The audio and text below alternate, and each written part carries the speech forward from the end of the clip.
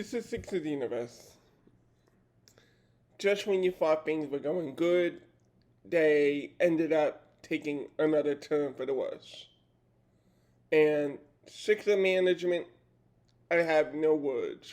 I have no words for your ineptitude. I have no words for your incompetence. It's just, wow. So, day after the game, you would like to feel like you feel good, and I do feel good about the team and its players. I thought that, Isaiah Joe has Andre Iguodala level defensive upside. He is really going to be a top tier defensive wingman in this league. I would start Isaiah Joe right now. Yes, it's going to be a curve for the young player, but there was an article by 585 where it was like players 25 and under are going to have more of an impact over the next 5 or 7 years than guys currently in their prime. So, you actually, if you want to prolong Embiid's career, it's guys like Maxey, it's guys like Joe that you're going to have to step up and put into these roles. Because these players are on the upswing of the NBA.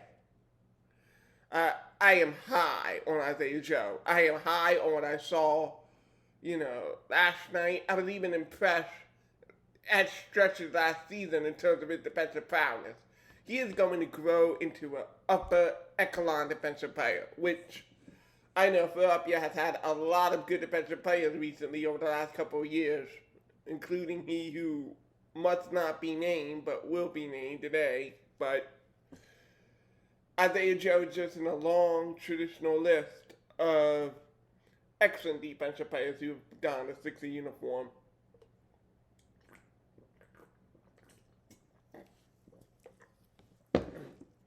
So, why do we have to name he who must not be named?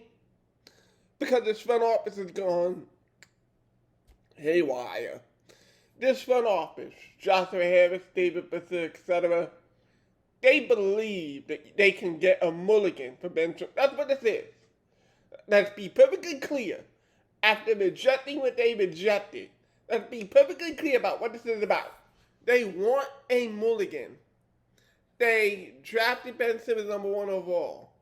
They gave him a max contract 1 year before restricted free agency, despite no improvement, and despite the associate head coach at the time, Jim O'Brien, being like, hey, what's he worked on?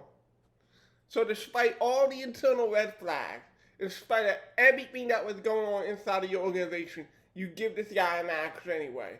You draft him #1 overall. Because it's 6'10", 225, with your raw physical talent, with a little bit of work ethic, just a tiny bit of work ethic, you could become greatness, right? Well, obviously that did not happen. Obviously that will never happen, and most certainly will never happen in Philadelphia one way or the other. On the other hand, there's how this organization has handled it. To call Ben Simmons a distressed asset would be an understatement. No one cares about the All-Star games that coaches put him in as a reserve each and every year. Understand this about the All-Star game and what it used to mean before Ben Simmons came along in the NBA. The All-Star game is basically the NBA's version of the Pro Bowl. That's why there's a big deal about it. That's why Tobias Harris wanted to make it. It literally signifies that these are the top 30 players in the NBA. Ben Simmons never got there. Ben Simmons was gifted that overnight. Because he does it all. You're a mediocre scorer. You're a slightly average rebounder. And because you play the point guard position and get 100+ touches a night, you can pass. Whoopee fucking do. There's no difference between him and Lamar Odom. But they never played Lamar Odom at point guard. There's a difference. There's a statistical difference. Lamar Odom never played pure point guard, but Ben Simmons did. Other than that, you could read a Clipper scouting report of Lamar Odom, soft, interior, doesn't finish. Copy-paste Ben Simmons' name, and you get the exact same shit. Ben Simmons never became an upper echelon player. People just annoy him so. And I don't know what I'm more pissed at.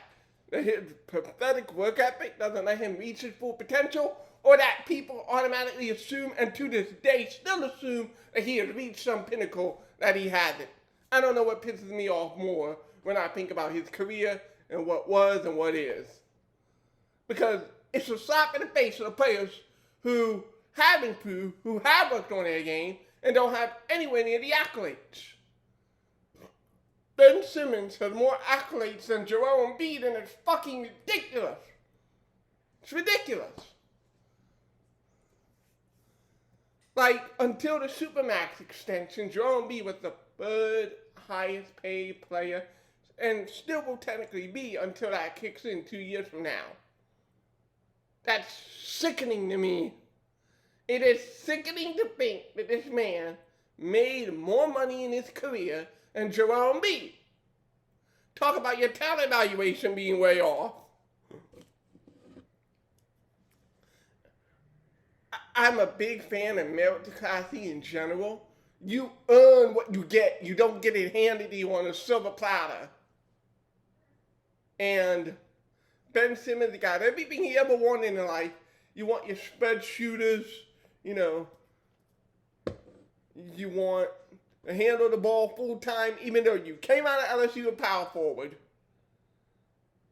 And even though your natural position is power forward, now you played on the perimeter so long your power forward game has declined. So literally, not only are you not the same prospect that you were 5 years ago, you're worse. And that leads us to Jonathan favorite position, Daryl Morey. So this player has obviously gotten worse, not better. He has not improved at any facet of the offensive side of the ball, but we're supposed to be happy that his steal average got up a little bit, basically. That's what the whole DPOY is. His steals have gotten a little bit up. Average about, maybe 1.4 steals a game in his rookie year. Averaged 2.1 steals when he got defensive all-third team. Whoopie do. Whoopie fucking do. Seriously, that's not an accomplishment. I mean, he plays great perimeter defense, but it's like going from a 6 or 7 defensively to a 10 defensively. Whoopie fucking do. Seriously, whoopie do. Whoopie do. What do I care? What did the other teams care? Did it get you past Atlanta? A team that you most definitely should have crushed, let alone beat in the 7-game series. It is a team that you had an average margin of victory in the regular season of over 16 points. So no, I don't give a damn that his steals went up 0.5 a game. So every award has been handed to the guy. He hasn't really earned it. But everyone in the league knows that. Every general manager knows that. And this was before he went on his temper tantrum. By the way, the audacity. You averaged 15 points or 7 rebounds in your career, and you have the audacity of thinking you're Anthony Davis, LeBron James, Kawhi Leonard. The sheer audacity.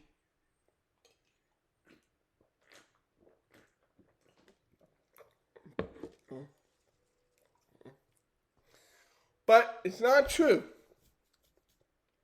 It's not true, and every front office, every scout knows it's not true. In fact, before the collapse happened, there was an article by, I think it's Zach Lowe, if I'm not mistaken, Zach Lowe. And he came out with the article, and it was like, everyone knows that his play value, who he is, has declined. Everybody knows it. Over 300 games of regular season playoff basketball. It's not a mystery that he's mediocre. It is a certified fact over hundreds of games played that he has not reached anywhere close to what people wanted him to be or what people awarded him to be. So fast forward. The Sixer organization wants a fucking mulligan for the guy. No one's going to give it to him. And nor should they. Can you imagine? Imagine being the Portland Trailblazers general manager, and you're getting a call from Daryl Morey, and it's like, hey, Neil Oshley, I would like to give you Ben Simmons in exchange for CJ McCollum, okay. 3 first round picks, maybe if you put it down to 2 or 1, I could see it. 3 first round pick swaps. Hang up the phone. But it's ridiculous. I'm not giving up 6 first round picks at CJ McCollum for a guy who averages a career 15 points and 7 rebounds. I'm not. And I know that they kind of defended it. Daryl Morey starts way high and then brings it down. There's an issue with that in negotiations. If you start here, on the other end of the line, you want to know what I think? I think that this guy's asking price is way too high. His medium is probably a little too rich for me too. It's way overpriced. I'm backing out. No thanks. As a consumer, you don't want to spend more money than you could chew, especially from an investment standpoint. Like, how many people go to, this is a comparable example. How many of us would go to a discount store, a dollar store, etc., or even in the mall, you try to find the best deals, 50% off? How many people will look to save a buck than spend a buck? Daryl's out here thinking that everyone likes to spend several hundreds of bucks, and that's just not true. Especially when the thing is on sale. It's like trading a used Ferrari for a Rolls Royce, or trading a used Nissan for a Cadillac. Like, dude, get out of here. That's junk. No one's about that life. A Nissan or a Cadillac or a Jeep Cherokee for a Rolls Royce. Like, come on. That's what this is. I guarantee you that every NBA general manager thinks that the Sixer position is absolutely ridiculous, and that's because it is. It's absurd. He's not a star player. He may have been anointed one by the media, but his production on the court does not meet those awards. Those awards are sitting on literally on his shelf in California. They're not doing anything on the court. All of Ben Simmons' individual trophies mean next to shit, Daryl. Nothing. It means nothing on the court. And suddenly, even from a rebuilding perspective, the guy's 25 will be 26. He has yet to add a perimeter shot. Not only has he yet to add one, he is oblivious to the need of one. 5 years into his career, he has shoved off his teammates, he shoved off his coaches, he shoved off training, specific coaches for shooting, etc. What makes you believe that Ben Simmons is a rebuild piece? He's not. He's the furthest thing from it. So, even if Dame were to become available, I want to make this clear. The Johnson Harris, David Blitzer, and I want to make it especially clear to Daryl Morey. Even in the odds on, let's say the Portland Trailblazers start out 7 for 27. Damian Lillard wants out. Guess what? The Blazers are not taking 4 years, $144 million for a guy that no one believes or knows could be a certifiable number 1 or number 2 moving forward. It's ridiculous. Especially on a 4-year max. You're not going to get the number 1 overall 2016 value anymore. You're not. It's not there. So please stop it. All you're doing is wasting $33 million. This looks like it could be a competitive team steal. You got shooters around Joel Embiid. You got a young guard in your rotation who looks like he could be an all-NBA player himself. You have a chance to continue to make this a highly competitive team that can make it. But you're sitting here wasting $33 million in California in the 1%, no, not even 1%, 0.1% hope of Damian Lillard donning a Sixer jersey. It's absolutely insane.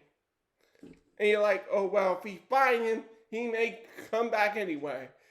But when he comes back all disgruntled, not really all that interested, Not really a team player at that point because he wants out. He sold his home. He's adamant about it. Dude, why are you destroying everything that you could potentially build with Joel Embiid just in the insane hope that you might, and by might, I mean probably not, get Damian Lillard? It's fucking insane. Now, if by some miracle that you get him, all of the holding off and all of the bridges that are burned and all of the locker room toxicity might finally pay off. If this 1.1% thing breaks in your favor, Daryl, you might be able to do it. But it's a 0.1%. I mean, we even got reports from Stephen A., etc., that Damian Lillard would much prefer to go to New York. And because of the way that Daryl Morey has started out these negotiations, if you're the Blazers, do you want to take 4 years, $170-something million, or will you take a young R.J. Barrett, maybe Mitchell Robinson and a couple of first-round picks? Because those are young players under contract. They've already shown they can play good NBA basketball. You're in the lottery. You can build a foundation for a future Blazer team without the cat hassle and without the drama. What do you think the Blazers would do, realistically? I know what I would do if I were the Blazers general manager. Some might say, aren't you slightly biased from the animosity that you feel towards Ben? Yes, but it informs me to make an informed decision. I'm not sitting here with rose-tinted eyeglasses. I've done that for a number of years already. Oh, it's 26, 27. He'll get the jump score. Sure. I wore those tinted glasses painfully in my heart as a Sixer fan. If I were a neutral, objective, outside general manager, I wouldn't put the time of day. Seriously. So stop it with this Damian Lillard bullshit. It's not working. It's not going to happen. What really pisses me off about it is that it was confirmed by Mark Stein that the Pacers offer you Malcolm Brogdon and Caris LeVert. And I know they have injury problems, yes. But that's a win. You won that deal. You got better. You added a wingman who could score. You added a 3-and-D point guard. Maxey could be a killer 6-man. You win this deal. It's done. It's in your lap. But no, we're going to piss off $33 million for the superstar that will most likely, almost definitively, not wear a Sixer uniform. Fuck this Sixer organization. Fuck the Sixers management.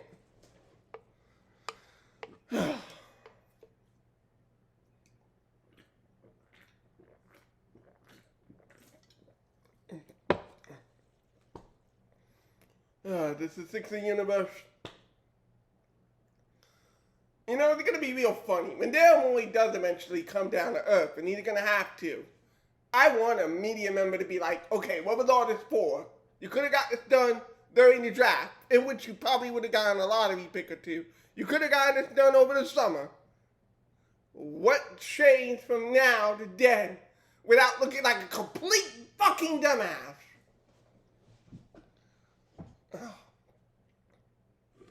At this point, I would rather Elton Brand back in the full seat. Because at least I know then a deal would be done. At least we know if Elton Brand, but nothing else, we know that he was quick to pull the trigger. And Tobias Harris is a pretty good player, just not a number 2-ish type. But still, I would rather Tobias Harris in the uniform, than Dario Saric, where he ended up being. And that ended up being the best player you traded in the deal. The best player you traded in the deal was Dario Saric, but Tobias Harris. That was a win. The contract may not be a win, but the trade itself was a win. At this point, I would rather Elton Brand be the full-time general manager. And with Daryl Morey, he was a big name, but it feels so much like Brian Colangelo all over again. Because the Ben Simmons thing is exactly like Jahlil Okafor and Noel. Put Okafor and Okafor. We're right back in the scenario. Just do the damn trade. He's not as good as you think he is. Signing off.